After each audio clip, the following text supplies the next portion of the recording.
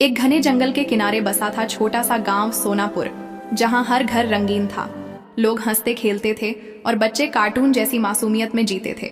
लेकिन गांव के बाहर एक टूटा फूटा स्कूल था जिसे लोग हंसता हुआ स्कूल कहते थे, क्योंकि रात के सन्नाटे में वहां से बच्चों की हंसी सुनाई देती थी। गांव के बच्चे इसे मजाक समझते थे। उन्हीं बच्चों में एक था गोलू, जो बेहद शरारती लेकिन दिल का साफ था। एक दिन गोलू ने अपने दोस्तों से शर्त लगाई कि वह रात को उस स्कूल के अंदर जाएगा और सबूत लाएगा। यहीं से कहानी का पहला ट्विस्ट शुरू होता है, क्योंकि जैसे ही गोलू स्कूल में कदम रखता है, दीवारों पर बने कार्टून चित्र हिलने लगते हैं। ब्लैक बोर्ड पर अपने आप चौक से लिखा जाता है, गोलू तू वापस चला जा। लेकिन गोलू डरने की जगह हंसता है और सोचता है कि कोई उसे डराने की कोशिश कर रहा है। तभी उसे एक छोटी सी भूतनी दिखती है, जिसकी आंखें बड़ी बड़ी, चेहरा मासूम और आवाज बच्चों जैसी होती है। वह भूतनी कहती है, क्या तुम मेरे दोस्त बनोगे? गोलू चौंकता है, क्योंकि उसने सोचा था भूत डरावने होते हैं, लेकिन यह तो कार्टून जैसी प्यारी है। यहीं पहला बड़ा ट्विस्ट आता है कि यह भूत डराने नहीं बल्कि दोस्ती करने आई है। गोलू रोज रात को उससे मिलने आने लगता है। गांव में अजीब अजीब घटनाएं होने लगती हैं। कभी किसी का खोया खिलौना वापस मिल जाता है, कभी किसी बीमार बच्चे की तबीयत ठीक हो जाती है। लोग सोचते हैं कोई चमत्कार है, लेकिन दूसरी तरफ गांव के बुजुर्ग बताते हैं कि यह स्कूल श्रापित है और जो भी यहाँ जाता है वापस वैसा नहीं रहता।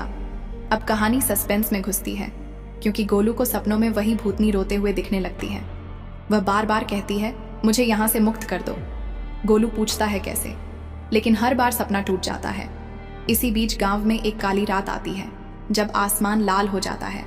स्कूल से तेज हंसी और रोने की आवाज एक साथ आने लगती है। गांव वाले डर के मारे घरों में बंद हो जाते हैं।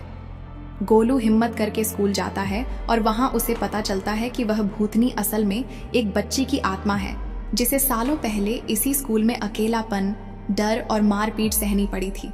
किसी ने उसकी मदद नहीं की, उसकी मौत हो गई और उसकी आत्मा बच्चों की हंसी में फंस गई। यही सस्पेंस का सबसे गहरा मोड़ होता है, क्योंकि वह भूत किसी को नुकसान नहीं पहुंचा रही थी, बल्कि वही दर्द दोबारा जी रही थी। जैसे जैसे गोलू सच जानता है, स्कूल की दीवारें टूटने लगती हैं, कार्टून चेहरे डरावने बन जाते हैं, जमीन से हाथ निकलने लगते हैं। लेकिन गोलू भागता नहीं। वह उस भूतनी का हाथ पकड़ता है और कहता है, तुम अकेली नहीं हो। अब कहानी इमोशनल हो जाती है, क्योंकि वह भूतनी पहली बार किसी इंसान की गर्माहट महसूस करती है। वह बताती है कि उसे सिर्फ कोई चाहिए था जो उसकी बात सुने, जो उससे डरकर भागे नहीं।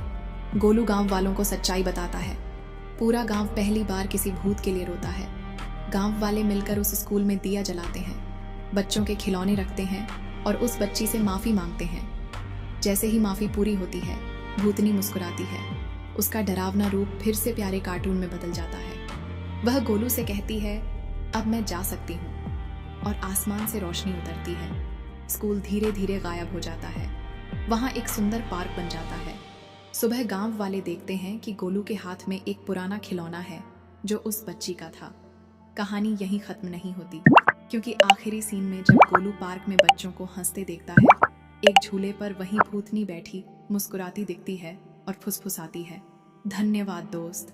और यहीं कहानी का आखिरी भावनात्मक झटका मिलता है कि कुछ आत्माएं डराने नहीं, सिर्फ समझे जाने के लिए आती हैं।